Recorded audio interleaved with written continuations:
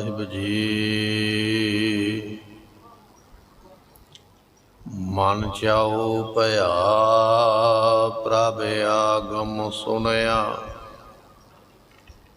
हर मंगल गाओ सखी। गृह मंदिर बनया लख खुशियाँ पातशाहियाँ। जे सतगुर नदर करे, निमख एक हारना। मेरा मन तन शीतल होए, तुद आगे अरदास हमारी। जियो पिंड सब तेरा, कहो नानक सब तेरी वड्याई। कोई नाओ न जाने मेरा, सुकाओ होटल गुर सेविए। अहनस सहज सुभाए, दर्शन परसिय गुरु के। जन्म मरण दुख जाए, होवै सिफत समधि। नूर अरसों कुरसों चटिया, तुद डिठे सच्चे पातशाह। मल जन्म जन्म दी कटिया, तुद डिठे सच्चे पातशाह। मल जन्म जन्म दी कटिया। सतनाम श्री वाहिगुरु साहिब जीओ। श्लोक गुर गोबिंद गो गोपाल गुर। गुर पूरन नारायण, गुर दयाल समरथ गुर। गुर नानक पतत उदाहरण, पौजल बिखम सगाहो। गुर बोहते तारियम, नानक पूर करम। सतगुर चरनी लग्या, गुर गोबिंद गोपाल गुर। गुर पूरन नारायण। वाहिगुरु जी का खालसा, वाहिगुरु जी की फतेह। भगत वत्सल किरपा निधान सतगुरु गरीब नवाज। गुरु ग्रंथ साहिब जीआं दी पावन पवित्र हजूरी अंदर अमृत वेले तो सज रहे सुंदर दीवानां दे विच सतगुरां दी इलाही अगम्मी बाणी दे पाठ नितनेम आप संगतां ने गुरु की बाणी दे कीर्तन सरवण करके मिलिया होया ये मनुखा जन्म का बड़ा भारी लाभ जो है आप संगतां ने प्राप्त किया। इस वेले सतगुरां दी रहमत दे नाल गुरबाणी दी कथा सतगुरु जी सानू अमृत वेले अमृत बचनां दे नाल निहाल करदे। आओ कुछ समय वास्ते अपने मन दे ध्यान नूं टकाईए भावना दे नाल सतगुरां दे अमृत बचन सरवण करके लाहा प्राप्त करिए। मिलके आखिए सतनाम श्री वाहिगुरु साहिब जी। सतनाम श्री वाहिगुरु साहिब जीओ। श्लोक गुर गोबिंद गोपाल गुर। साहिब गुरु अर्जन देव महाराज साहब जी जैतसरी दी वार दे 20 श्लोक महाराज ने बख्शिश किते ने। 20 श्लोकां दे विचों 18 श्लोक जो ने आपां सरवण कर लै। गुरु ग्रंथ साहिब दे विच 22 वारां लिखियां महाराज साहब जीआं ने। 22 ਵਾਰਾਂ ਵਿੱਚੋਂ ਇਸ ਵਾਰ ਤੇ ਆ ਕੇ ਵਾਰਾਂ ਦਾ ਮੱਧ ਪ੍ਰਾਪਤ ਹੋਇਆ ਹੈ। ਇਹ ਮੱਧ ਵਾਲੀ ਵਾਰ ਹੈ। ਸਤਿਗੁਰੂ ਜੀ ਸ਼ਲੋਕ ਬਖਸ਼ਿਸ਼ ਕਰਦੇ, ਕਹਿਣ ਲੱਗੇ, ਗੁਰ ਗੋਬਿੰਦ ਜੋ ਸਤਿਗੁਰੂ ਪਾਤਸ਼ਾਹ ਹਨ, ਧੰਨ ਗੁਰੂ ਗ੍ਰੰਥ ਸਾਹਿਬ ਮਹਾਰਾਜ ਜੀ, ਧੰਨ ਗੁਰੂ ਨਾਨਕ ਦੇਵ ਪਾਤਸ਼ਾਹ ਜੀ, ਇਹ ਸਤਿਗੁਰੂ ਗੋਬਿੰਦ ਦਾ ਹੀ ਰੂਪ ਹਨ। ਪਰਮਾਤਮਾ ਦੇ ਵਿੱਚ ਤੇ ਗੁਰੂ ਵਿੱਚ ਭੇਦ ਕੋਈ ਨਹੀਂ ਹੈ, ਗੁਰੂ ਹੀ ਪਰਮਾਤਮਾ ਹੈ।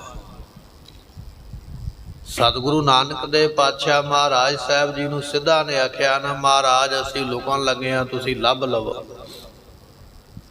ਤੇ ਸਤਿਗੁਰਾਂ ਦੇ ਚਰਨਾਂ ਦੀ ਖੜਾਂ ਨੇ ਸਾਰੇ ਹੀ ਲੱਭ ਕੇ ਲੈ ਆਂਦੇ। ਫਿਰ ਸਤਿਗੁਰਾਂ ਨੂੰ ਬੇਨਤੀ ਕੀਤੀ, ਮਹਾਰਾਜ ਆਪ ਜੀ ਲੁਕ ਜਾਓ, ਅਸੀਂ ਲੱਭ ਲਵਾਂਗੇ। ਸਤਿਗੁਰੂ ਕਹਿਣ ਲੱਗੇ, ਤੁਹਾਡੇ ਕੋਲੋਂ ਲੱਭਿਆ ਨਹੀਂ ਜਾਣਾ। ਵਾਰ-ਵਾਰ ਜਿੱਦ ਕਰਦੇ ਪਏ। ਸਤਿਗੁਰਾਂ ਨੇ 5 ਤੱਤ 5 ਤੱਤਾਂ ਵਿੱਚ ਮਿਲਾ ਦਿੱਤੇ। 5 ਤੱਤ ਕੋ ਤਨ ਰਚਿਓ, ਬਚਨ ਹੈ ਨਾ ਮਹਾਰਾਜ ਦਾ ਵੀ ਇਹ ਸਰੀਰ 5 ਤੱਤਾਂ ਦਾ ਬਣਿਆ। ਮਹਾਰਾਜ ਨੇ ਉਹ 5 ਤੱਤ 5 ਤੱਤਾਂ ਵਿੱਚ ਮਿਲਾ ਦਿੱਤੇ। ਲੱਭਦੇ ਫਿਰਨ ਪਰ ਲੱਭਣ ਕਿਤੋਂ, ਕਿਉਂਕਿ ਉਹ ਹੈ ਹੀ ਨਿਰੰਕਾਰ, ਉਹ ਹੈ ਹੀ ਪਰਮੇਸ਼ਰ ਦਾ ਰੂਪ, ਫਰਕ ਹੀ ਕੋਈ ਨਹੀਂ ਹੈ। ਸਤਿਗੁਰੂ ਬਖਸ਼ਿਸ਼ ਕਰਦੇ, ਗੁਰ ਗੋਬਿੰਦ ਗੁਰੂ ਪਾਤਸ਼ਾਹ ਗੋਬਿੰਦ ਦਾ ਰੂਪ ਹਨ। ਗੋਬਿੰਦ ਦਾ ਰੂਪ ਹੋਣ ਕਰਕੇ ਗੋਬਿੰਦ ਦੇ ਵਿੱਚ ਤੇ ਉਹਨਾਂ ਵਿੱਚ ਫਰਕ ਕੋਈ ਨਹੀਂ। ਗੁਰ ਪਰਮੇਸ਼ਰ ਏਕੋ ਜਾਨ, ਇਹ ਬਚਨ ਹੈ ਮਹਾਰਾਜ ਦਾ ਵੀ ਗੁਰੂ ਤੇ ਪਰਮੇਸ਼ਰ ਨੂੰ ਇੱਕੋ ਹੀ ਜਾਣਦਾ। ਸਤਿਗੁਰੂ ਪਾਤਸ਼ਾਹ ਮਹਾਰਾਜ ਸਾਹਿਬ ਜੀਆਂ ਦਾ ਆਪਾਂ ਬਚਨ ਪੜ੍ਹਦੇ ਹਾਂ ਗੁਰਬਾਣੀ ਦੇ ਅੰਦਰ, ਕਰਤੇ ਕੀਮਤ ਕਰਤਾ ਜਾਣੈ, ਕਹਿ ਜਾਣੈ ਗੁਰ ਸੂਰਾ।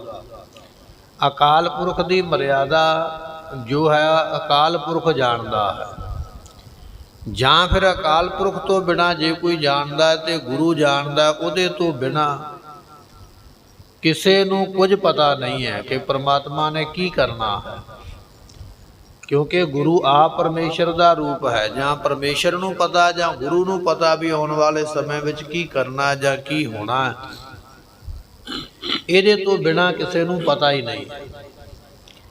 ਗੁਰਮੁਖੋ ਸਾਖੀਆਂ ਕਈ ਨੇ, ਆਪਣੇ ਕੋਲ ਸਮਾਂ ਨਹੀਂ ਇੰਨਾ ਹੁੰਦਾ ਵੀ ਆਪਾਂ ਸਾਖੀਆਂ ਨੂੰ ਲੰਮਾ ਕਰਕੇ ਸਰਵਣ ਕਰੀਏ। ਪੈਂਦੇ ਖਾਨ ਦੇ ਘਰ ਦੇ ਵਿੱਚ ਲੜਕੀ ਪੈਦਾ ਹੋਈ ਤੇ ਸਤਿਗੁਰਾਂ ਨੂੰ ਸਿੱਖਾਂ ਨੇ ਆ ਕੇ ਦੱਸਿਆ, ਮਹਾਰਾਜ ਤੁਹਾਡਾ ਜੋ ਸਿਪੇ ਸਲਾਰ ਪੈਂਦੇ ਖਾਨ ਨਾ ਪੁੱਤਰੀ ਘਰ ਵਿੱਚ ਆਈ ਹੈ, ਧੀ ਨੇ ਜਨਮ ਲਿਆ। ਤੇ ਸਤਿਗੁਰੂ ਬਚਨ ਸੁਣ ਕੇ ਮੁਸਕਰਾ ਪਏ ਤੇ ਸਿੱਖਾਂ ਨੇ ਕਾਰਨ ਪੁੱਛਿਆ, ਮਹਾਰਾਜ ਕਾਰਨ ਕੀ ਹੈ? ਤੇ ਸਤਿਗੁਰੂ ਕਹਿਣ ਲੱਗੇ, ਇਹ ਜਿਹੜੀ ਲੜਕੀ ਆਈ ਹੈ ਇਹ ਪੈਂਦੇ ਖਾਂ ਦਾ ਕਾਲ ਬਣ ਕੇ ਆਈ ਹੈ, ਇਹਦੇ ਕਰਕੇ ਇਸ ਪੈਂਦੇ ਖਾਂ ਦੀ ਮੌਤ ਹੋਵੇਗੀ। ਬਚਨ ਹੈ ਮਹਾਰਾਜ ਜੀਆਂ ਦਾ, ਕਰਤੇ ਕੀਮਤ ਕਰਤਾ ਜਾਣੈ, ਕਹਿ ਜਾਣੈ। ਅਕਾਲ ਪੁਰਖ ਨੇ ਪੈਂਦੇ ਖਾਂ ਦੀ ਮੌਤ ਕਿਵੇਂ ਲਿਖੀ ਹੈ, ਇਹ ਅਕਾਲ ਪੁਰਖ ਨੂੰ ਪਤਾ ਹੈ ਤੇ ਜਾਂ ਫਿਰ ਗੁਰੂ ਹਰਗੋਬਿੰਦ ਪਾਤਸ਼ਾਹ ਨੂੰ ਪਤਾ। ਕਈ ਸਾਖੀਆਂ ਐਸੇ ਉਦਾਹਰਨਾਂ ਹਨ ਜਿਹੜੀਆਂ ਆਪਾਂ ਇੱਥੇ ਸਰਵਣ ਕਰ ਸਕਦੇ ਹਾਂ। ਸਤਿਗੁਰੂ ਬਖਸ਼ਿਸ਼ ਕਰਦੇ, ਗੁਰ ਗੋਬਿੰਦ ਗੁਰੂ ਪਾਤਸ਼ਾਹ ਗੋਬਿੰਦ ਦਾ ਰੂਪ ਹਨ। ਗੋਬਿੰਦ ਪਰਮਾਤਮਾ ਵਿੱਚ ਗੁਰੂ ਵਿੱਚ ਕੋਈ ਫਰਕ ਨਹੀਂ ਹੈ। ਗੋਪਾਲ ਗੁਰ, ਉਹ ਜਿਹੜਾ ਗੋਪਾਲ ਹੈ ਨਾ ਪਰਮਾਤਮਾ, ਉਹ ਗੁਰੂ ਰੂਪ ਹੈ ਭਾਈ। ਜੇ ਗੁਰੂ ਪਰਮਾਤਮਾ ਰੂਪ ਹੈ ਤੇ ਪਰਮਾਤਮਾ ਗੁਰੂ ਰੂਪ ਹੈ। ਗੋਪਾਲ ਜਿਹੜਾ ਗੋ ਧਰਤੀ ਨੂੰ ਪਾਲਦਾ ਪਿਆ, ਧਰਤੀ ਨੂੰ ਪਾਲਣ ਵਾਲਾ ਜੋ ਪਰਮੇਸ਼ਰ ਹੈ ਉਹ ਗੁਰੂ ਰੂਪ ਹੈ ਤੇ ਗੁਰੂ ਪਰਮੇਸ਼ਰ ਰੂਪ ਹੈ। ਗੁਰਪੂਰਨ ਨਾਰਾਇਣ, ਉਹ ਜਿਹੜਾ ਨਾਰਾਇਣ ਹੈ ਨਾ ਸਾਰਿਆਂ ਥਾਵਾਂ ਤੇ ਪਰਿਪੂਰਨ ਹੋ ਰਿਹਾ ਹੈ, ਉਸ ਨਾਰਾਇਣ ਦਾ ਹੀ ਰੂਪ ਗੁਰੂ ਪਾਤਸ਼ਾਹ ਨੇ। ਗੁਰੂ ਵੀ ਸਾਰਿਆਂ ਥਾਵਾਂ ਤੇ ਭਾਈ ਪਰਿਪੂਰਨ ਹੈ।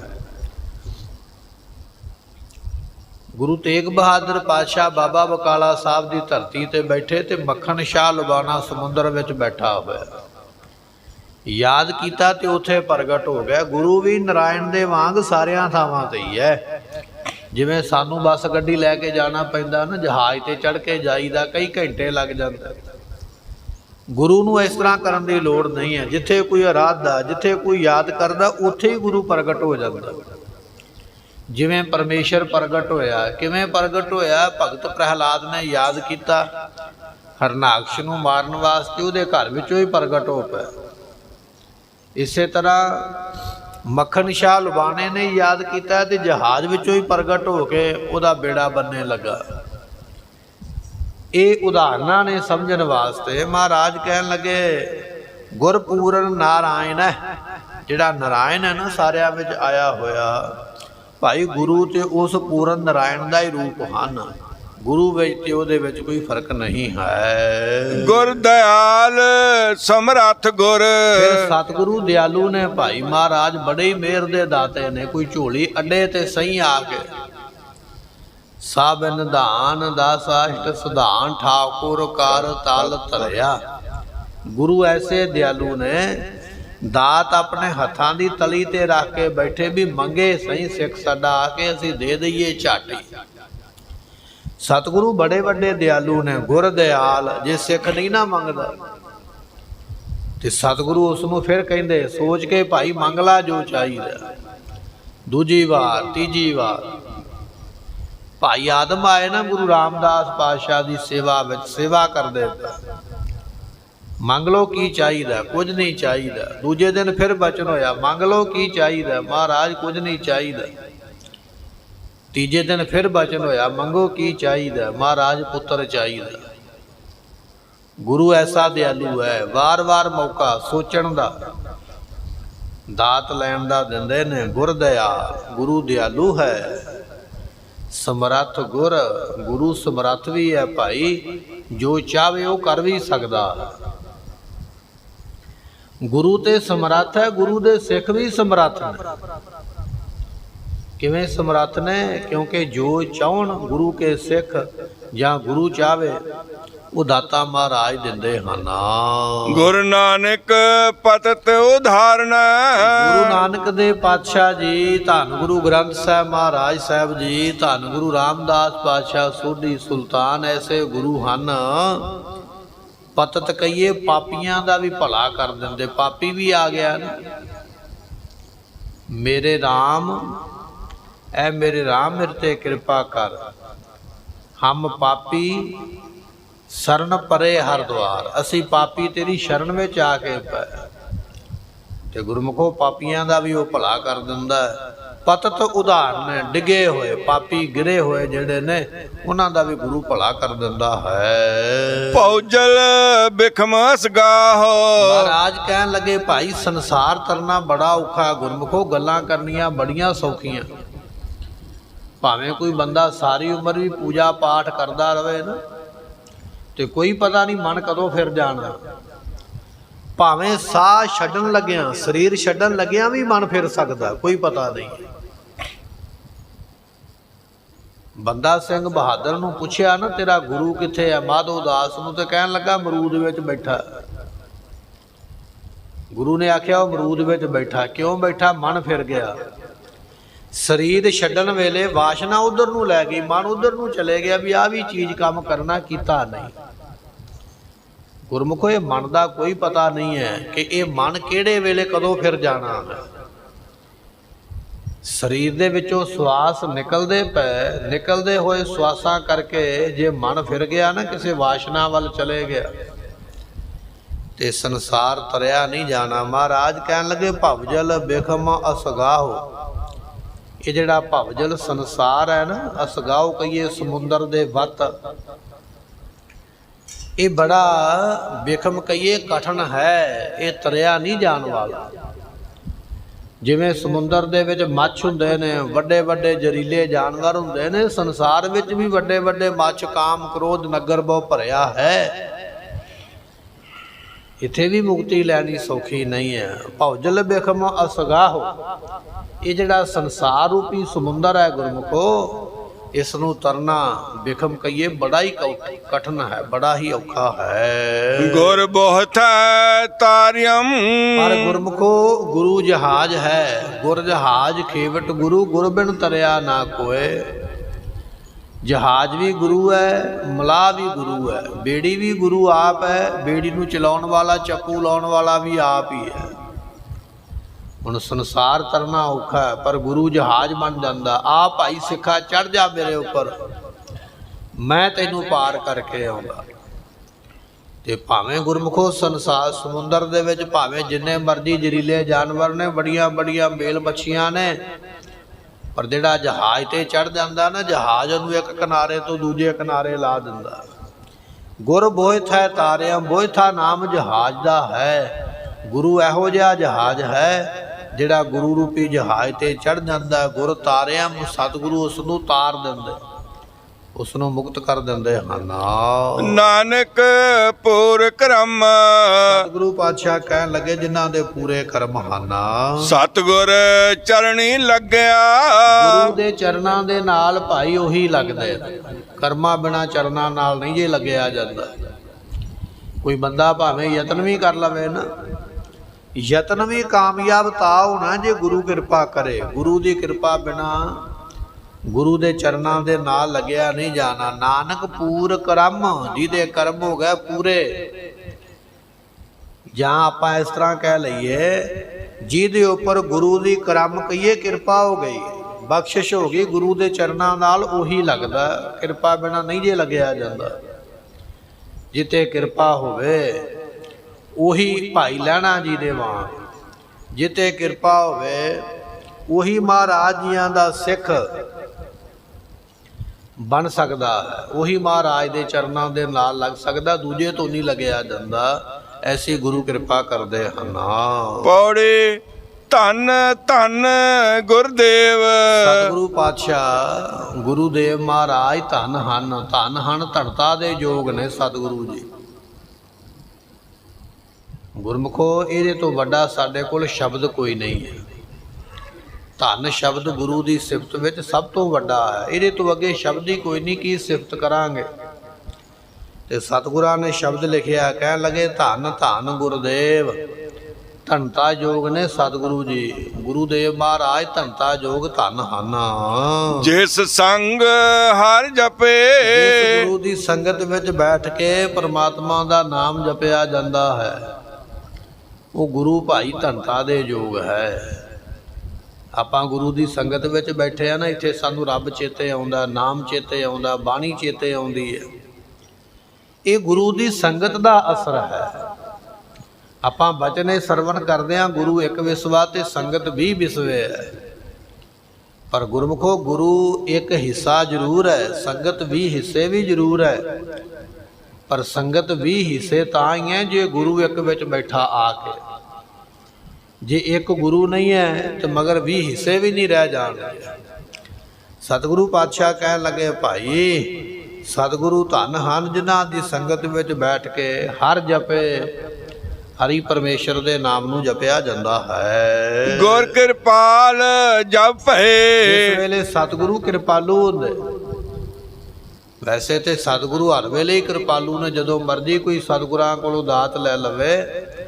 ਪਰ ਗੁਰਮੁਖੋ ਗੁਰੂ ਦੇ ਕਿਰਪਾ ਕਰਨ ਦੀ ਜਿਹੜੀ ਬਖਸ਼ਿਸ਼ ਹੈ ਨਾ, ਉਹ ਸਿੱਖ ਦੀ ਸ਼ਰਧਾ ਦੇ ਉੱਪਰ ਆ ਕੇ ਟਿਕਦੀ ਹੈ ਵੀ ਸਿੱਖ ਦੀ ਭਾਵਨਾ ਕੈਸੀ ਹੈ। ਜਦੋਂ ਸਿੱਖ ਦੀ ਭਾਵਨਾ ਗੁਰੂ ਚਰਨਾਂ ਵਿੱਚ ਬਣਦੀ ਹੈ ਤੇ ਸਤਿਗੁਰ ਗੁਰ ਕਿਰਪਾਲ ਜਪੈ, ਫਿਰ ਗੁਰੂ ਜਿਸ ਵੇਲੇ ਕਿਰਪਾ ਕਰਦਾ ਹੈ ਤਾਂ ਅਵਗੁਣ ਸਭ ਛਪੇ। ਜਿਹੜੇ ਔਗਣ ਨੇ ਨਾ, ਗੁਨਾਹ, ਇਹ ਸਾਰੇ ਛੁਪ ਜਾਂਦੇ, ਵੇਖ ਕੋਈ ਨਹੀਂ ਸਕਦਾ। ਜਿਉਂਦੇ ਜੀ ਤੁਸੀਂ ਜਿੰਨੇ ਮਰਜ਼ੀ ਪਰਦੇ ਪਾਈ ਜਾਓ, ਉਹ ਤੁਹਾਡੇ ਪਰਦੇ ਪਏ ਨਹੀਂ ਰਹਿਣਗੇ, ਦੁਨੀਆ ਦੇ ਸਾਹਮਣੇ ਨਸ਼ਰ ਹੋ ਜਾਣਗੇ। ਪਰ ਜਿਹਦਾ ਪਰਦਾ ਗੁਰੂ ਢੱਕ ਲਵੇ ਨਾ, ਉਹਦਾ ਫਿਰ ਪਰਦਾ ਦੁਨੀਆ ਦੇ ਸਾਹਮਣੇ ਖੁੱਲਦਾ ਨਹੀਂ ਹੈ। ਤਾਂ ਹੀ ਬਚਨ ਆ ਗਿਆ, ਹਮ ਅਵਗੁਣ ਭਰੇ ਏਕ ਗੁਣ ਗਨਾਹੀ।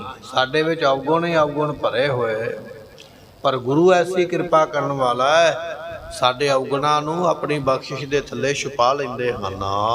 ਪਾਰ ਬ੍ਰਹਮ ਗੁਰਦੇਵ, ਸਤਿਗੁਰੂ ਪਾਰ ਬ੍ਰਹਮ ਦਾ ਸਰੂਪ ਹਨ। ਜੋ ਪ੍ਰਕਿਰਤੀ ਦੇ ਪਾਰਾਵਾਰ ਤੋਂ ਪਰੇ ਬ੍ਰਹਮ ਹੈ ਨਾ, ਗੁਰੂ ਦੇ ਪਾਤਸ਼ਾਹ ਉਸ ਦਾ ਸਰੂਪ ਹਨ। ਨੀਚੋਂ ਉੱਚ ਥੱਪੇ, ਜਿਹੜੇ ਨੀਚ ਨੇ ਮਹਾਰਾਜ ਉਹਨਾਂ ਨੂੰ ਵੀ ਉੱਚਿਆਂ ਕਰ ਦਿੰਦੇ। ਜਿਹੜੇ ਨੀਚ ਨੇ ਨਾ ਸੰਸਾਰ ਵਿੱਚ, ਜਿਸ ਨੀਚ ਕੋ ਕੋਈ ਨਾ ਜਾਣੈ, ਤੇ ਸਤਿਗੁਰੂ ਪਾਤਸ਼ਾਹ ਕਹਿਣ ਲੱਗੇ ਜੇ ਉਹਦੇ ਤੇ ਗੁਰੂ ਦੀ ਕਿਰਪਾ ਹੋਵੇ ਤੇ ਸਤਿਗੁਰੂ ਜੀ ਉਸ ਨੀਚ ਨੂੰ ਇੰਨਾ ਉੱਚਾ ਕਰ ਦਿੰਦੇ ਵੀ ਦੁਨੀਆ ਵਿੱਚ ਪ੍ਰਸਿੱਧ ਹੋ ਜਾਂਦਾ ਹੈ। ਜਨ ਨਾਨਕ ਗੁਰਮੁਖ ਪ੍ਰਗਟ ਹੋਏ। ਗੁਰਮੁਖ ਹਮੇਸ਼ਾ ਹੀ ਪ੍ਰਗਟ ਰਹਿੰਦੇ। ਤੇ ਸਤਿਗੁਰੂ ਪਾਤਸ਼ਾਹ ਕਹਿਣ ਲੱਗੇ, ਮਹਾਰਾਜ ਫਰਮਾਉਂਦੇ ਨੀਚੋ ਉੱਚ ਥਪੇ, ਨੀਚੇ ਨੀਵਿਆਂ ਨੂੰ, ਪਿੱਛੇ ਰਹਿ ਗਿਆਂ ਨੂੰ ਗੁਰੂ ਅੱਗੇ ਕਰ ਦਿੰਦਾ, ਮੋਹਰੀ ਲਾ ਦਿੰਦਾ। ਜਿਹੜਾ ਨੀਵਾਂ ਰਹਿ ਗਿਆ ਉਹਨੂੰ ਗੁਰੂ ਉੱਪਰ ਚੁੱਕ ਦਿੰਦਾ। ਗੁਰੂ 'ਚ ਇੰਨੀ ਸਮਰੱਥਾ ਹੈ। ਜਿਸ ਨੀਚ ਕੋ ਕੋਈ ਨਾ ਜਾਣੈ, ਨਾਮ ਜਪਤ ਉਹ ਚਾਹੂ ਕੁੰਟ ਮਾਨੈ। ਇਹ ਮਹਾਰਾਜ ਦੀ ਗੁਰਬਾਣੀ ਦਾ ਫਰਮਾਨ ਹੈ। ਜਿਹਨੂੰ ਕੋਈ ਨਹੀਂ ਜਾਣਦਾ, ਗੁਰੂ ਕਿਰਪਾ ਕਰ ਦੇਵੇ, ਉਹ ਸਾਰੀ ਦੁਨੀਆ ਵਿੱਚ ਪ੍ਰਸਿੱਧ ਹੋ ਜਾਂਦਾ ਹੈ। ਕਾਟ ਸਿਲਕ ਦੁਖ ਮਾਇਆ।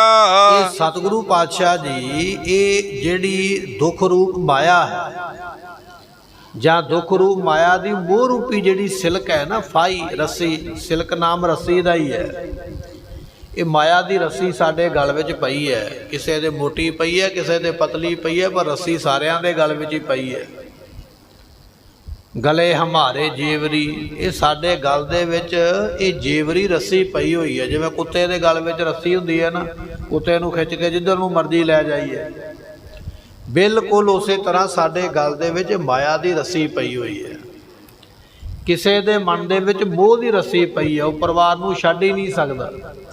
ਪਰਿਵਾਰ ਭਾਵੇਂ ਜਿੰਨਾ ਮਰਜ਼ੀ ਤਿਰਸਕਾਰ ਕਰੀ ਜਾਵੇ, ਨਰਾਦਰ ਕਰੀ ਜਾਵੇ, ਮਾੜਾ ਕਹੀ ਜਾਵੇ, ਪਰ ਉਹ ਪਰਿਵਾਰ ਨੂੰ ਛੱਡ ਨਹੀਂ ਸਕਦਾ, ਕਿਉਂਕਿ ਮੋਹ ਦੀ ਫਾਈ ਪਈ ਹੈ। ਕਿਸੇ ਨੂੰ ਮੋਹ ਦੀ ਫਾਈ ਪਈ ਹੈ, ਕਿਸੇ ਨੂੰ ਮਾਇਆ ਦੀ ਫਾਈ ਪਈ ਹੈ। ਇਹ ਫਾਈ ਤੋਂ ਨਿਕਲਣਾ ਬੜਾ ਔਖਾ ਹੈ। ਤੇ ਸਤਿਗੁਰੂ ਪਾਤਸ਼ਾਹ ਕਿਰਪਾ ਕਰਦੇ ਹਨ। ਕਾਟ ਸਿਲਕ ਦੁਖ ਮਾਇਆ, ਕਰ ਲੀਨੇ ਆਪ ਦੱਸੇ। ਸਤਿਗੁਰੂ ਪਾਤਸ਼ਾਹ ਜੀ ਫਿਰ ਉਹ ਮਾਇਆ ਦੀ ਫਾਈ ਕੱਟ ਦਿੰਦੇ, ਮੋਹ ਦੀ ਫਾਈ ਕੱਟ ਕੇ ਤੇ ਕਰ ਲੀਨੇ ਆਪ ਦੱਸੇ। ਫਿਰ ਆਪਣਾ ਬਣਾ ਲੈਂਦੇ, ਆਪਣਾ ਸੇਵਕ ਬਣਾ ਲੈਂਦੇ, ਆਪਣਾ ਦਾਸ ਬਣਾ ਲੈਂਦੇ ਹਨ। ਗੁਣ ਗਾਏ ਬੇਅੰਤ ਰਸਨਾ ਹਰ ਜਸੇ। ਗੁਣ ਗਾਏ ਬੇਅੰਤ, ਪਰਮਾਤਮਾ ਤੇਰੇ ਗੁਣ ਬੇਅੰਤ ਨੇ, ਤੇਰੇ ਗੁਣ ਬਹੁਤੇ, ਮੈਂ ਏਕ ਨਾ ਜਾਣਿਆ। ਗੁਣ ਗਾਏ ਬੇਅੰਤ, ਪਰਮਾਤਮਾ ਦੇ ਗੁਣ ਬੇਅੰਤ ਨੇ।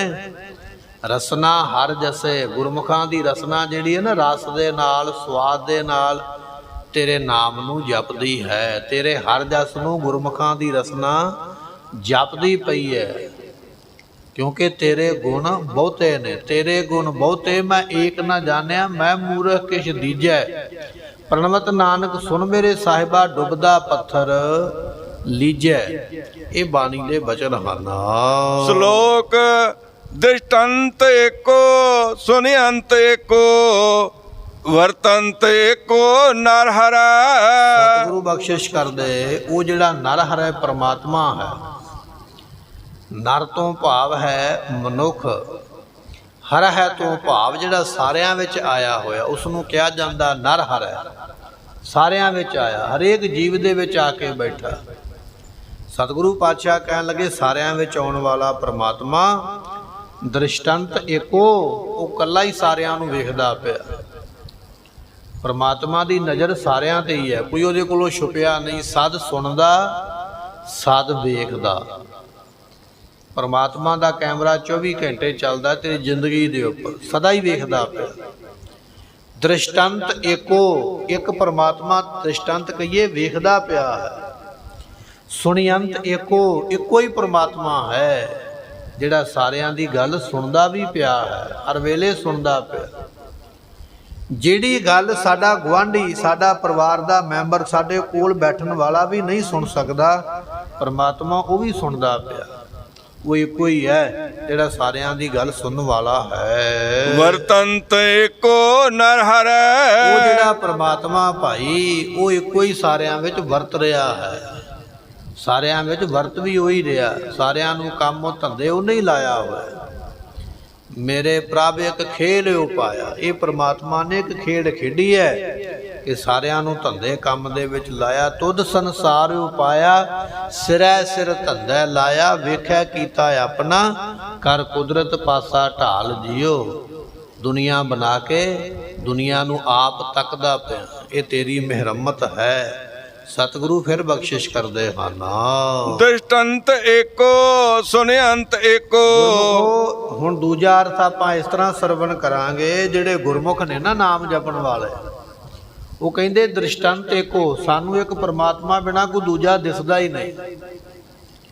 ਭਗਤ ਨਾਮਦੇਵ ਜੀ ਕੁੱਤੇ ਦੇ ਮਗਰ ਲੈ ਕੇ ਮੱਖਣ ਤੇ ਭੱਜ ਪਏ ਤੇ ਕਿਸੇ ਨੇ ਪੁੱਛਿਆ ਵੀ ਨਾਮਦੇਵ ਜੀ ਕੁੱਤੇ ਨੂੰ ਮਾਰਨ ਵਾਸਤੇ ਮਗਰ ਦੌੜੇ ਜਾਂਦੇ? ਕਹਿਣ ਲੱਗੇ ਨਹੀਂ, ਕੁੱਤਾ ਨਹੀਂ, ਇਹ ਵੀ ਪਰਮਾਤਮਾ ਦਾ ਹੀ ਰੂਪ ਹੈ। ਮੈਂ ਤੇ ਮੱਖਣ ਲੈ ਕੇ ਜਾਂਦਾ ਪਿਆ, ਸੁੱਕਾ ਪ੍ਰਸ਼ਾਦਾ ਨਾ ਛਕਣ, ਮੱਖਣ ਨਾਲ ਚੋਪੜ ਲੈਣ। ਰੱਬ ਨੂੰ ਕਹਿੰਦੇ ਕੁੱਤੇ ਵਿੱਚੋਂ ਪ੍ਰਗਟ ਹੋਣਾ ਪੈ ਗਿਆ ਨਾਮਦੇਵ ਨੂੰ ਦਰਸ਼ਨ ਦੇਣ ਵਾਸਤੇ। ਬਚਨ ਇਹ ਹੈ ਦ੍ਰਿਸ਼ਟੰਤ ਏਕੋ, ਗੁਰਮੁਖਾਂ ਨੂੰ ਇੱਕ ਪਰਮਾਤਮਾ ਸਾਰਿਆਂ ਥਾਵਾਂ ਤੇ ਦਿਸਦਾ ਹੈ। ਜਿਮੀ ਜਮਾਨ ਕੈ ਵਿਖੈ ਸਮਸਤ ਏਕ ਜੋਤ ਹੈ, ਉਹ ਜਾਣਦੇ ਸਾਰਿਆਂ ਥਾਵਾਂ ਤੇ ਉਹੀ ਹੈ। ਸੁਨਿਅੰਤ ਏਕੋ, ਇੱਕ ਦੇ ਹੀ ਜਸ ਨੂੰ ਗੁਰਮੁਖ ਸੁਣਦੇ ਨੇ। ਜੇ ਆਪਾਂ ਗੱਲਾਂ ਕਰਾਂਗੇ ਨਾ ਫਲਾਣਾ ਬੰਦਾ ਇਦਾਂ ਕਹਿੰਦਾ ਸੀ, ਫਲਾਣੇ ਬੰਦੇ ਨੇ ਆਹ ਗੱਲ ਕਹੀ, ਉਹ ਕਹਿੰਦੇ ਛੱਡ ਦੁਨੀਆ ਦੀ ਕੀ ਗੱਲ ਕਰਨੀ ਹੈ, ਲੋਕਾਂ ਨੇ ਤੇ ਕੁਝ ਨਾ ਕੁਝ ਕਹੀ ਜਾਣਾ ਹੈ। ਮੇਰੇ ਕੋਲ ਗੱਲ ਕਰਨੀ ਹੈ, ਬਾਣੀ ਦੀ ਗੱਲ ਕਰ, ਨਾਮ ਦੀ ਗੱਲ ਕਰ। ਉਹ ਇੱਕੋ ਪਰਮਾਤਮਾ ਦੇ ਜਸ ਨੂੰ ਹੀ ਸੁਣਦੇ, ਉਹਦੇ ਬਿਨਾ ਕਿਸੇ ਹੋਰ ਦੀ ਗੱਲ ਨੂੰ ਸੁਣਦੇ ਨਹੀਂ ਹਨ। ਵਰਤੰਤ ਏਕੋ ਨਰ ਹਰੈ, ਉਹ ਜਿਹੜਾ ਪਰਮਾਤਮਾ ਭਾਈ ਉਹ ਇੱਕ ਆਪ ਹੀ ਸਾਰਿਆਂ ਵਿੱਚ ਵਰਤ ਰਿਹਾ ਹੈ। ਨਾਮ ਦਾਨ ਜਾਚੰਤ ਨਾਨਕ, ਸਤਿਗੁਰੂ ਪਾਤਸ਼ਾਹ ਕਹਿਣ ਲੱਗੇ ਜਿਹੜੇ ਗੁਰਮੁਖ ਨੇ ਉਹ ਤੇਰੇ ਕੋਲੋਂ ਨਾਮ ਦਾ ਦਾਨ ਮੰਗਦੇ ਪਏ। ਇੱਕ ਦਖਣਾ ਹੋ ਤੋ ਪਹਿ ਮੰਗੂ, ਹਰ ਦੀਜੈ ਨਾਮ ਪਿਆਰੀ ਜੀਓ। ਮਹਾਰਾਜ ਦਖਣਾ ਦੇਣੀ ਹੈ ਨਾ, ਭਿਕਸ਼ਾ ਦੇਣੀ ਹੈ, ਖੈਰ ਦੇਣੀ ਹੈ। ਸੇਖ ਫਰੀਦਾ ਖੈਰ ਦੀਜੈ ਬੰਦਗੀ, ਜੇ ਖੈਰ ਪਾਉਣੀ ਹੈ ਨਾ ਝੋਲੀ ਦੇ ਵਿੱਚ ਤੇ ਬੰਦਗੀ ਦੀ ਖੈਰ ਪਾ ਆਪਣੇ ਨਾਮ ਦੀ।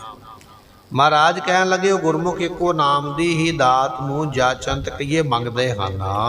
ਦਿਆਲ ਪੁਰਖ ਕਿਰਪਾ ਕਰਹਿ, ਦਿਆਲੂ ਜਿਹੜਾ ਪਰਮਾਤਮਾ ਉਹਨਾਂ ਗੁਰਮੁਖਾਂ ਤੇ ਕਿਰਪਾ ਕਰਕੇ ਨਾਮ ਦੀ ਦਾਤ ਬਖਸ਼ਿਸ਼ ਕਰਦੇ ਹਨ।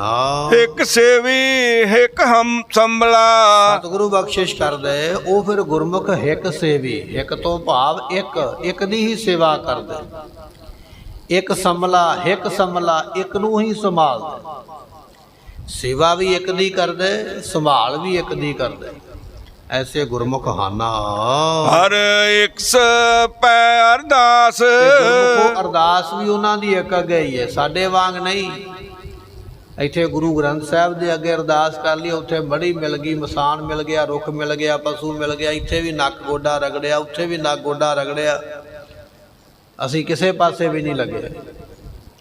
ਪਰ ਜਿਹੜੇ ਗੁਰਮੁਖ ਨੇ ਹਰ ਇੱਕ ਸਪੈ ਅਰਦਾਸ, ਉਹਨਾਂ ਦੀ ਅਰਦਾਸ ਵੀ ਇੱਕ ਅੱਗੇ ਹੀ ਹੈ। ਉਹਦੇ ਬਿਨਾਂ ਅਰਦਾਸ ਕਿਸੇ ਅੱਗੇ ਕਰਦੇ ਹੀ ਨਹੀਂ। ਸਗਲ ਦਵਾਰ ਕੋ ਛਾੜ ਕੇ ਗਇਓ ਤੁਹਾਰੋ, ਉਹਨਾਂ ਦੀ ਬੇਨਤੀ ਇਹ ਹੈ ਵੀ ਸਾਡੇ ਵਾਸਤੇ ਤੂੰ ਹੀ ਇੱਕ ਹੈ, ਐਸੀ ਬੇਨਤੀ ਕਰਦੇ ਹਨ। ਨਾਮ ਵਖਰ ਧਨ ਸੰਚਿਆ, ਗੁਰਮੁਖੋ ਜਿਨ੍ਹਾਂ ਨੇ ਧਨਤਾ ਜੋਗ ਨਾਮ ਰੂਪੀ ਸਬਦੇ ਨੂੰ ਸੰਚਿਆ ਕਰੀਏ ਇਕੱਠਾ ਕੀਤਾ ਹੈ। ਨਾਮ ਦਾ ਸੌਦਾ ਗੁਰਮੁਖੋ ਧਨਤਾ ਦੇ ਯੋਗ ਹੈ। ਨਾਮ ਵਰਗਾ ਸੌਦਾ ਕੋਈ ਨਹੀਂ ਹੈ। ਦੁਨੀਆ ਦੇ ਸੌਦੇ ਘਸ ਜਾਣ ਵਾਲੇ, ਮੁੱਕ ਜਾਣ ਵਾਲੇ, ਵੰਡੇ ਜਾਣ ਵਾਲੇ, ਘਾਟਾ ਪੈ ਜਾਣ ਵਾਲੇ। ਇੱਕ ਨਾਮ ਹੀ ਇਹੋ ਜਿਹਾ, ਨਾ ਇਹਦੇ 'ਚ ਘਾਟਾ ਪੈਂਦਾ, ਨਾ ਇਹ ਵੰਡਿਆ ਜਾਂਦਾ, ਨਾ ਇਹਦੇ ਵਿੱਚ ਪਛੋਤਾਵਾ ਹੁੰਦਾ। ਇਸ ਕਰਕੇ ਨਾਮ ਦੇ ਸੌਦੇ ਨੂੰ ਧਨ ਆਖਿਆ। ਨਾਮ ਵਖਰ ਧਨ ਸੰਚਿਆ, ਜਿਨ੍ਹਾਂ ਗੁਰਮੁਖਾਂ ਨੇ ਧਨਤਾ ਯੋਗ ਨਾਮ ਰੂਪੀ ਸਬਦੇ ਨੂੰ ਸੰਚਿਆ ਕਹੀਏ ਇਕੱਠਾ ਕੀਤਾ ਹੈ। ਨਾਨਕ ਸੱਚੀ ਰਾਸ, ਗੁਰਮੁਖੋ ਇਹੋ ਹੀ ਉਹਨਾਂ ਗੁਰਮੁਖਾਂ ਦੀ ਸੱਚੀ ਰਾਸ ਪੂੰਜੀ ਹੈ। ਇਹ ਨਾਮ ਹੀ ਉਹਨਾਂ ਦੇ ਕੋਲ ਪੂੰਜੀ ਹੈ ਵਰਤਣ ਵਾਲੀ। ਇਸੇ ਨਾਲ ਹੀ ਉਹ ਵਰਤਦੇ ਨੇ। ਜਿਵੇਂ ਸਾਡੀ ਜੇਬ ਦੇ ਵਿੱਚ ਪੈਸਾ ਨਾ, ਅਸੀਂ ਪੈਸਾ ਖਰਚਾਂਗੇ ਤੇ ਵਸਤੂ ਖਰੀਦਾਂਗੇ। ਗੁਰਮੁਖਾਂ ਦੇ ਕੋਲ ਨਾਮ ਦਾ ਹੀ ਇਹ ਧਨ ਹੈ ਤੇ ਨਾਮ ਦੀ ਬਰਕਤ ਇੰਨੀ ਹੈ ਵੀ ਥੋੜਾ ਜਿਹਾ ਨਾਮ ਖਰਚ ਕੇ ਵੱਡੀਆਂ ਵੱਡੀਆਂ ਦਾਤਾਂ ਆਪਣੇ ਆਪ ਹੀ ਪ੍ਰਾਪਤ ਹੋ ਜਾਂਦੀਆਂ। ਇਹ ਨਾਮ ਰੂਪੀ ਉਹਨਾਂ ਦੇ ਕੋਲ ਧਨ ਹੈ, ਉਸੇ ਦਾ ਹੀ ਉਹ ਖਰਚਾ ਕਰਦੇ ਹਨ। ਪੌੜੀ ਪ੍ਰਭ ਦਿਆਲ ਬੇਅੰਤ ਪੂਰਨ ਇੱਕ ਇਹੋ, ਸਤਿਗੁਰੂ ਪਾਤਸ਼ਾਹ ਬਖਸ਼ਿਸ਼ ਕਰਦੇ ਉਹ ਪਰਮਾਤਮਾ ਦਿਆਲੂ ਹੈ, ਉਹ ਪਰਮਾਤਮਾ ਬੇਅੰਤ ਹੈ, ਉਹ ਪਰਮਾਤਮਾ ਪਰਿਪੂਰਨ ਹੈ। ਇੱਕ ਉਹੀ ਹੈ ਜਿਹੜਾ ਸਾਰਿਆਂ ਥਾਵਾਂ ਤੇ ਦਿਆਲਤਾ ਵੀ ਕਰਦਾ, ਸਾਰਿਆਂ ਥਾਵਾਂ ਤੇ ਬੇਅੰਤ ਵੀ ਹੈ ਔਰ ਸਾਰਿਆਂ ਥਾਵਾਂ ਤੇ ਪਰਿਪੂਰਨ ਹੈ। ਸਭ ਕੁਛ ਆਪੇ ਆਪ ਦੂਜਾ ਕਹਾ ਕਿਹੋ, ਉਹ ਸਤਿਗੁਰੂ ਜੀ ਸਭ ਕੁਝ ਆਪੇ ਆਪ ਹੀ ਨੇ ਸਾਰਾ ਕੁਝ। ਆਪੀ ਨੇ ਆਪ ਸਾਜਿਓ ਆਪੀ ਨੇ ਰਚਿਓ ਨਾਓ ਦੋਈ ਕੁਦਰਤ ਸਾਜੀਐ ਕਰ ਆਸਨ ਡਿਠੋ ਦਾਤਾ ਕਰਤਾ ਆਪ ਤੂੰ ਤੁਸ ਦੇਵੈ ਕਰੈ। ਇਹ ਮਹਾਰਾਜ ਜੀਆਂ ਨੇ ਬਚਨ ਵਾਲੇ ਬਖਸ਼ਿਸ਼ ਕੀਤੇ, ਕਹਿਣ ਲੱਗੇ ਸਭ ਕੁਛ ਆਪੇ ਆਪ, ਸਤਿਗੁਰੂ ਆਪ ਹੀ ਸਾਰਾ ਕੁਝ ਹੋ ਰਿਹਾ ਹੈ, ਆਪ ਹੀ ਸਾਰਿਆਂ ਵਿੱਚ ਸਮਾਏ ਹੋਏ ਹਨ। ਦੂਜਾ ਕਹਾ ਕਿਹੋ ਤੁਹਾਡੇ ਤੋਂ ਬਿਨਾ ਦੂਜਾ ਭਾਈ ਕਿਹਨੂੰ ਕਹੀਏ, ਦੂਜਾ ਕੋਈ ਹੋਵੇ ਤੇ ਤਾਂ ਹੀ ਕਹੀਏ ਨਾ। ਦੂਜਾ ਕਾਹੇ ਸਿਮਰਿਆ ਜੋ ਜੰਮੈ ਤੇ ਮਰ ਜਾਏ, ਏਕੋ ਸਿਮਰੋ ਨਾਨਕਾ ਜੋ ਜਲ ਥਲ ਰਹਿਆ ਸਮਾਏ। ਪਰਮਾਤਮਾ ਨੂੰ ਛੱਡ ਕੇ ਕਿਸੇ ਦੂਜੇ ਦੀ ਗੱਲ ਕਰੋਗੇ ਨਾ, ਉਹ ਜੰਮਣ ਵਾਲਾ ਹੈ, ਉਹ ਮਰਨ ਵਾਲਾ ਹੈ। ਇੱਕ ਪਰਮਾਤਮਾ ਜਿਹੜਾ ਸਦਾ ਰਹਿਣ ਵਾਲਾ ਹੈ। ਸਤਿਗੁਰੂ ਪਾਤਸ਼ਾਹ ਕਹਿਣ ਲੱਗੇ ਦੂਜਾ ਕਹਾਂ ਕਿ ਹੋ, ਐ ਸਤਿਗੁਰੂ ਤੁਹਾਨੂੰ ਛੱਡ ਕੇ ਹੋਰ ਦੂਜੇ ਬਾਰੇ ਅਸੀਂ ਕੀ ਕਹਿਣਾ ਹੈ, ਕਿਉਂ ਕਹੀਏ ਕਿਸੇ ਬਾਰੇ, ਸਾਡੀ ਨਜ਼ਰ ਵਿੱਚ ਕੋਈ ਨਹੀਂ ਹੈ। ਆਪ ਕਰੋ ਪ੍ਰਭ ਦਾਨ ਆਪੇ ਆਪ ਲਿਹੋ। ਸਤਿਗੁਰੂ ਦਾਨ ਵੀ ਆਪ ਕਰਦੇ ਹੋ। ਧੰਨ ਗੁਰੂ ਨਾਨਕ ਦੇਵ ਮਹਾਰਾਜ ਦੇ ਰੂਪ ਵਿੱਚ ਦਾਨ ਵੀ ਆਪ ਕਰਨ ਵਾਲੇ, ਧੰਨ ਗੁਰੂ ਅੰਗਦ ਦੇਵ ਪਾਤਸ਼ਾਹ ਦੇ ਰੂਪ ਦੇ ਵਿੱਚ ਦਾਨ ਵੀ ਆਪ ਲੈਣ ਵਾਲੇ ਹੋ। ਗੁਰਮੁਖੋ ਅੱਜ ਧੰਨ ਗੁਰੂ ਅੰਗਦ ਦੇਵ ਪਾਤਸ਼ਾਹ ਮਹਾਰਾਜ ਸਾਹਿਬ ਜੀਆਂ ਦੇ ਜਿਹੜੇ ਪ੍ਰਕਾਸ਼ ਦਿਹਾੜੇ ਨੇ ਉਹ ਸਾਨੂੰ ਪ੍ਰਾਪਤ ਹੋ ਰਹੇ। ਧੰਨ ਗੁਰੂ ਪਾਤਸ਼ਾਹ ਜੀ ਦਾ ਪਹਿਲਾ ਨਾਮ ਭਾਈ ਲਹਿਣਾ ਸਾਹਿਬ ਜੀ ਹੈ, ਔਰ ਸਤਿਗੁਰੂ ਪਾਤਸ਼ਾਹ ਜੀ ਜੋ ਮੱਤੇ ਦੀ ਸਰਾਂ ਹੈ, ਜਿਸ ਨੂੰ ਨਾਂਗੇ ਦੀ ਸਰਾਂ ਵੀ ਕਿਹਾ ਜਾਂਦਾ, ਮੁਕਤਸਰ ਦੇ ਨੇੜੇ ਸਤਿਗੁਰੂ ਮਹਾਰਾਜ ਸਾਹਿਬ ਜੀਆਂ ਦਾ ਉਹ ਅਵਤਾਰ ਸਥਾਨ ਹੈ। ਇਸ ਜਗ੍ਹਾ ਤੇ ਮਹਾਰਾਜ ਜੀਆਂ ਦੇ ਵੱਡੇ ਵਡੇਰੇ ਜਿਹੜੇ ਸਨ ਉਹ ਰਹਿੰਦੇ। ਤੇ ਗੁਰਮੁਖੋ ਇਹ ਕਈ ਵਾਰੀ ਇਹ ਨਗਰ ਉਜੜਿਆ ਵੀ ਹੈ, ਜਦੋਂ ਕਿਤੇ ਬਾਹਰੀ ਵਿਦੇਸ਼ੀ ਹਮਲਾਵਰ ਆਉਂਦੇ ਇਸ ਨਗਰ ਨੂੰ ਉਜਾੜ ਜਾਂਦੇ। ਇੱਥੇ ਗੁਰਮੁਖੋ ਨਾਗਾ ਸਾਧੂ ਵੀ ਰਹਿੰਦਾ, ਤਾਂ ਕਰਕੇ ਇਸ ਨੂੰ ਨਾਗੇ ਦੀ ਸਰਾਂ ਵੀ ਕਿਹਾ ਜਾਂਦਾ ਹੈ। ਜਿਵੇਂ ਦਾ ਕੋਈ ਹੋਵੇ ਵਿਅਕਤੀ ਉਹੋ ਜਿਹਾ ਨਾਮ ਪੈ ਜਾਂਦਾ। ਨਾਗਾ ਸਾਧੂ ਰਹਿਣ ਕਰਕੇ ਇਸ ਨੂੰ ਨਾਗੇ ਦੀ ਸਰਾਂ ਵੀ ਕਿਹਾ ਜਾਂਦਾ, ਮੱਤੇ ਦੀ ਸਰਾਂ ਵੀ ਕਿਹਾ ਜਾਂਦਾ। ਸਤਿਗੁਰੂ ਪਾਤਸ਼ਾਹ ਦੀ ਯਾਦ ਵਿੱਚ ਗੁਰੂ ਘਰ ਬਣਿਆ ਹੋਇਆ। ਅੱਜ ਦੇ ਦਿਨ ਇਸ ਧਰਤੀ ਨੂੰ ਭਾਗ ਲਾਉਂਦਿਆਂ ਹੋਇਆ ਫੇਰ ਵਸਾਇਆ ਫੇਰ ਆਨ ਸਤਿਗੁਰ ਖਾ ਡੂਰ। ਬਚਨ ਪੜ੍ਹਦੇ ਹਨ। ਸਤਿਗੁਰਾਂ ਦੇ ਪਿਤਾ ਦਾ ਨਾਮ ਹੈ ਬਾਬਾ ਫੇਰੂ ਮੱਲ ਜੀ, ਉਹਨਾਂ ਦੇ ਪੁੱਤਰ ਨੇ ਧੰਨ ਗੁਰੂ ਅੰਗਦ ਦੇਵ ਪਾਤਸ਼ਾਹ ਮਹਾਰਾਜ ਜੀ। ਬਚਨ ਤਾਂ ਹੀ ਮਹਾਰਾਜ ਨੇ ਲਿਖਿਆ ਹੈ ਕਿ ਫੇਰ ਵਸਾਇਆ ਫੇਰੂ ਆਨ। ਇਹ ਗੁਰਮੁਖੋ ਖਡੂਰ ਸਾਹਿਬ ਨਗਰ ਵੀ ਕਈ ਵਾਰੀ ਉਜੜਿਆ ਹੈ।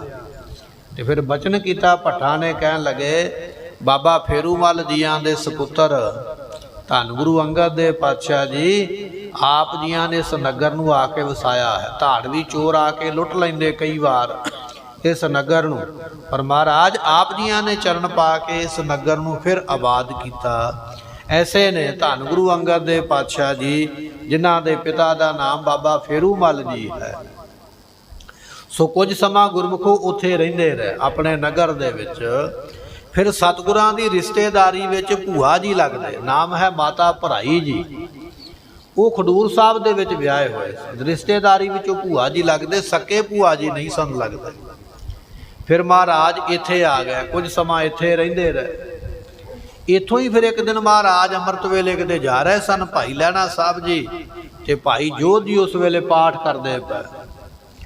ਤੇ ਜਦੋਂ ਕਿਤੇ ਜਾ ਰਹੇ ਉਹ ਪਾਠ ਦੀ ਆਵਾਜ਼ ਕੰਨਾਂ ਦੇ ਵਿੱਚ ਪਈ ਤੇ ਚੁੱਪ ਕਰਕੇ ਖੜ ਗਏ ਤੇ ਬੜੀ ਮੌਜ ਦੇ ਨਾਲ ਆਨੰਦ ਦੇ ਨਾਲ ਉਹ ਬਚਨ ਸੁਣਦੇ ਰਹੇ।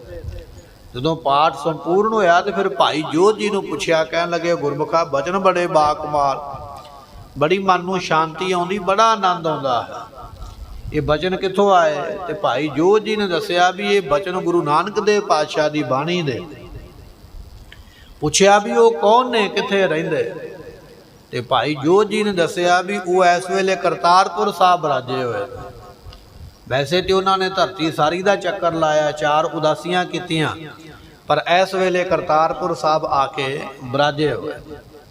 ਇਹ ਬਚਨ ਸੁਣਦਿਆਂ ਨਾਲ ਸ਼ਰਧਾ ਬਣ ਗਈ। ਕਹਿਣ ਲੱਗੇ ਮੈਂ ਇੱਕ ਸੰਗ ਲੈ ਕੇ, ਜਥਾ ਲੈ ਕੇ ਦੇਵੀ ਦੇ ਦਰਸ਼ਨਾਂ ਨੂੰ ਜਾਂਦਾ ਹਾਂ। ਇਸ ਵਾਰੀ ਦਰਸ਼ਨ ਕਰਨ ਤੋਂ ਪਹਿਲਾਂ ਮੈਂ ਜਥਾ ਲੈ ਕੇ ਪਹਿਲਾਂ ਕਰਤਾਰਪੁਰ ਸਾਹਿਬ ਜਾਵਾਂ, ਗੁਰੂ ਪਾਤਸ਼ਾਹ ਦੇ ਦਰਸ਼ਨ ਕਰਾਂਗੇ, ਉੱਥੋਂ ਫਿਰ ਚੱਲ ਕੇ ਅੱਗੇ ਜਾਵਾਂਗੇ। ਜਦੋਂ ਗੁਰਮੁਖੋ ਜਥਾ ਲੈ ਕੇ ਗਏ ਨਾ ਕਰਤਾਰਪੁਰ ਸਾਹਿਬ ਦੀ ਧਰਤੀ ਤੇ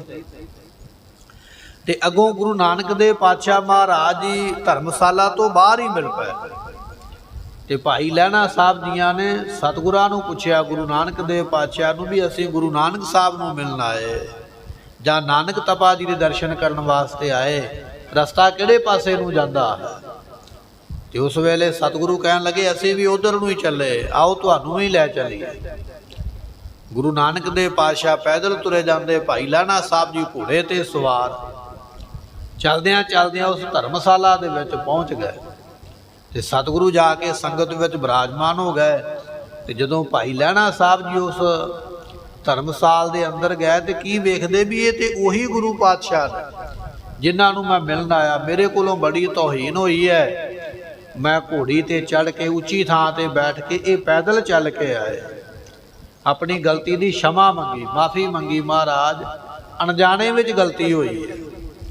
ਤੇ ਸਤਿਗੁਰਾਂ ਨੇ ਪੁੱਛਿਆ, ਫਿਰ ਤੁਹਾਡਾ ਨਾਮ ਕੀ ਹੈ? ਕਹਿਣ ਲੱਗੇ, ਜੀ ਸਾਡਾ ਨਾਮ ਹੈ ਭਾਈ ਲਹਿਣਾ ਜੀ। ਤੇ ਗੁਰੂ ਨਾਨਕ ਦੇਵ ਪਾਤਸ਼ਾਹ ਕਹਿਣ ਲੱਗੇ, ਤੁਹਾਡਾ ਨਾਮ ਹੈ ਲਹਿਣਾ, ਤੁਸੀਂ ਹੈ ਸਾਡੇ ਕੋਲੋਂ ਲੈਣਾ, ਅਸੀਂ ਹੈ ਤੁਹਾਨੂੰ ਦੇਣਾ। ਇਸ ਕਰਕੇ ਲੈਣ ਵਾਲੇ ਘੋੜਿਆਂ ਤੇ ਹੀ ਆਉਂਦੇ ਤੇ ਦੇਣ ਵਾਲੇ ਪੈਦਲ ਹੀ ਚੱਲ ਕੇ ਆਇਆ ਕਰਦੇ। ਇਹ ਬਚਨ ਆਉਂਦਿਆਂ ਹੀ ਬਖਸ਼ਿਆ। ਆਪਾਂ ਆਖਦੇ ਨੇ ਵੀ ਸੇਵਾ ਕੀਤੀ, ਉਹਨਾਂ ਨੇ ਬਚਨ ਮੰਨੇ ਤੇ ਫਿਰ ਜਾ ਕੇ ਗੁਰਤਾ ਗੱਦੀ ਤੇ ਬੈਠੇ। ਇਹ ਗੁਰਤਾ ਗੱਦੀ ਦੀ ਦਾਤ ਤੇ ਗੁਰਮੁਖੋਂ ਧੁਰ ਤੋਂ ਹੀ ਮਿਲਦੀ ਹੈ। ਤੇ ਸਤਿਗੁਰੂ ਪਾਤਸ਼ਾਹ ਨੇ ਆਉਂਦਿਆਂ ਹੀ ਇਹ ਬਚਨ ਕਰ ਦਿੱਤਾ, ਤੁਸੀਂ ਲੈਣਾ ਤੇ ਅਸੀਂ ਦੇਣਾ ਹੈ। ਇਹ ਬਚਨ ਕਰਕੇ ਫਿਰ ਸੇਵਾ ਵਿੱਚ ਲਾਇਆ। ਫਿਰ ਗੁਰਤਾ ਗੱਦੀ ਤੇ ਬਿਰਾਜਮਾਨ ਕਰਕੇ ਆਪਣੇ ਗਲੇ ਦੇ ਨਾਲ ਲਾ ਕੇ ਭਾਈ ਲਹਿਣਾ ਸਾਹਿਬ ਜੀ ਨੂੰ ਗੁਰੂ ਅੰਗਦ ਸਾਹਿਬ ਬਣਾ ਦਿੱਤਾ ਅਤੇ ਆਪਣੀ ਦੂਜੀ ਜੋਤ ਦੇ ਮਾਲਕ ਬਣਾਇਆ ਸਤਿਗੁਰਾਂ ਨੇ। ਐਸੇ ਗੁਰਾਂ ਦਾ ਅੱਜ ਆਪਾਂ ਨੂੰ ਪ੍ਰਕਾਸ਼ ਦਿਹਾੜਾ ਪ੍ਰਾਪਤ ਹੋ ਰਿਹਾ ਹੈ। ਆਪ ਸੰਗਤਾਂ ਨੂੰ ਮਹਾਰਾਜ ਜੀਆਂ ਦੇ ਇਸ ਦਿਨ ਦੀਆਂ ਲੱਖ ਲੱਖ ਵਧਾਈਆਂ ਹੋਣ। ਮਹਾਰਾਜ ਕਿਰਪਾ ਕਰਨਾ। ਬਚਨ ਆ ਗਿਆ ਹੈ, ਆਪ ਕਰੋ ਪ੍ਰਭ ਦਾਨ, ਆਪੇ ਆਪ ਲਿਹੋ। ਗੁਰੂ ਨਾਨਕ ਸਾਹਿਬ ਪਾਤਸ਼ਾਹ ਦਾ ਰੂਪ ਆਪ ਹੋ ਕੇ ਗੁਰਤਾ ਗੱਦੀ ਦਾ ਦਾਨ ਬਖਸ਼ਿਸ਼ ਕਰਦੇ ਹੋ, ਆਪੇ ਆਪ ਲਿਹੋ। ਅਤੇ ਇਸੇ ਤਰ੍ਹਾਂ ਭਾਈ ਲਹਿਣਾ ਸਾਹਿਬ ਜੀ ਬਣ ਕੇ ਆਪ ਹੀ ਉਸ ਦਾਨ ਨੂੰ ਲੈਂਦੇ ਹੋ। ਦੇਣ ਵਾਲੇ ਵੀ ਆਪ ਹੋ, ਖੈਰ ਦਿੰਦੇ ਵੀ ਆਪ ਹੋ ਤੇ ਲੈਣ ਵਾਲੇ ਵੀ ਆਪ ਹੋ। ਸਾਰਿਆਂ ਥਾਵਾਂ ਤੇ ਆਪ ਬਰਾਜੇ ਹੋ। ਆਵਣ ਜਾਣਾ ਹੁਕਮ ਸਭ ਨੇਚਲ ਤੁਧ ਥੇ ਹੋ। ਇਹ ਦੁਨੀਆ ਤੇ ਆਉਣਾ ਜਾਣਾ ਹੁਕਮ ਹੈ। ਇਹ ਦੁਨੀਆ ਤੇ ਪੱਕਾ ਕੋਈ ਨਹੀਂ ਟਿਕਿਆ ਹੋਇਆ, ਪਰ ਪ੍ਰਮਾਤਮਾ ਤੇਰਾ ਸਥਾਨ ਸਦਾ ਵਾਸਤੇ ਨਿਸ਼ਚਲ ਹੈ। ਤੇਰੇ ਸਥਾਨ ਨੂੰ ਕੋਈ ਹਿਲਾ ਹੀ ਨਹੀਂ ਸਕਦਾ। ਦੁਨੀਆ ਦਾ ਸਥਾਨ ਪੱਕਾ ਕੋਈ ਨਹੀਂ ਹੈ, ਤੇਰੇ ਸਥਾਨ ਨੂੰ ਕੋਈ ਡੁਲਾ ਨਹੀਂ ਸਕਦਾ, ਮਿਟਾ ਨਹੀਂ ਸਕਦਾ। ਐਸਾ ਆਪ ਜੀ ਦਾ ਨਿਸ਼ਚਲ ਸਥਾਨ ਹੈ। ਨਾਨਕ ਮੰਗਾ ਦਾਨ ਕਰ ਕਿਰਪਾ ਨਾਮ ਦੇਹੋ। ਸਤਿਗੁਰੂ ਬਖਸ਼ਿਸ਼ ਕਰਦੇ, ਅਸੀਂ ਤੇਰੇ ਕੋਲੋਂ ਨਾਮ ਦੀ ਦਾਤ ਮੰਗਦੇ ਹਾਂ। ਸਤਿਗੁਰੂ ਕਿਰਪਾ ਕਰੋ, ਸਾਨੂੰ ਨਾਮ ਦੀ ਦਾਤ ਦੇਵੋ। ਨਾਨਕ ਮੰਗੈ ਦਾਨ, ਅਸੀਂ ਨਾਮ ਦੀ ਦਾਤ ਮੰਗਦੇ ਹਾਂ। ਕਰ ਕਿਰਪਾ ਨਾਮ ਦੇਹੋ, ਕਿਰਪਾ ਕਰਕੇ ਨਾਮ ਦੀ ਦਾਤ ਆਪ ਜੀ ਬਖਸ਼ਿਸ਼ ਕਰੋ। ਗੁਰਮੁਖੋ, ਜੈਤਸਰੀ ਦੀ ਵਾਰ ਦੇ 20 ਸ਼ਲੋਕ ਗੁਰੂ ਅਰਜਨ ਦੇਵ ਪਾਤਸ਼ਾਹ ਨੇ ਬਖਸ਼ੇ। ਔਰ ਕੱਲ ਵੀ ਆਪਾਂ ਇਹ ਬਚਨ ਸਰਵਣ ਕੀਤਾ ਸੀ ਵੀ 22 ਵਾਰਾਂ ਦੇ ਵਿੱਚੋਂ ਇਹ ਮੱਧ ਵਾਲੀ ਵਾਰ ਹੈ। ਇੱਥੇ ਵਾਰਾਂ ਦਾ ਵੀ ਮੱਧ ਲੱਗਦਾ ਅਤੇ ਇਸੇ ਤਰ੍ਹਾਂ ਇਸ ਵਾਰ ਤੇ ਆ ਕੇ ਸ਼ਬਦਾਂ ਦਾ ਵੀ ਮੱਧ ਹੈ, ਇਸ ਵਾਰ ਤੇ ਆ ਕੇ ਅੱਖਰਾਂ ਦਾ ਵੀ ਮੱਧ ਹੈ। ਐਸੀ ਬਾਣੀ ਜਿਹੜੀ ਹੈ ਉਹ ਸਤਿਗੁਰਾਂ ਨੇ ਅੱਜ ਆਪਣੇ ਕੋਲੋਂ ਸੰਪੂਰਨ ਕਰਵਾਈ ਹੈ। 20 ਸ਼ਲੋਕ ਜੈਤਸਰੀ ਦੀ ਵਾਰ ਦੇ ਸੰਪੂਰਨ ਹੋਏ। ਸੋ ਕੱਲ ਨੂੰ ਭਗਤਾਂ ਦੀ ਜਿਹੜੀ ਬਾਣੀ ਹੈ, ਭਗਤ ਰਵਿਦਾਸ ਜੀਆਂ ਦਾ ਇੱਕ ਸ਼ਬਦ ਇਸ ਰਾਗ ਦੇ ਵਿੱਚ ਹੈ, ਉਹ ਆਪਾਂ ਕੱਲ ਨੂੰ ਸਰਵਣ ਕਰਾਂਗੇ। ਅੱਗੋਂ ਫਿਰ ਟੋਡੀ ਰਾਗ ਦੀ ਪ੍ਰਰੰਭਤਾ ਹੋਵੇਗੀ। ਸਮੇਂ ਦੀ ਸਮਾਪਤੀ, ਫੁੱਲਾਂ ਦੀ ਮੁਆਫੀ। ਜਿਉ ਸੱਜਣ ਅਸੀਸੜੀਆਂ, ਜੋ ਹੋਵੇ ਸਾਹਿਬ ਸਿਓ ਮੇਲਾ। ਆਵਣ ਜਾਣਾ ਹੁਕਮ ਸਭ ਨੇਚਲ ਤੁਧ ਤੇ ਹੋ। ਨਾਨਕ ਮੰਗਾ ਦਾਨ ਕਰ ਕਿਰਪਾ ਨਾਮ ਦੇਹੋ। ਵਾਹਿਗੁਰੂ ਜੀ ਕਾ ਖਾਲਸਾ, ਵਾਹਿਗੁਰੂ ਜੀ ਕੀ ਫਤਿਹ।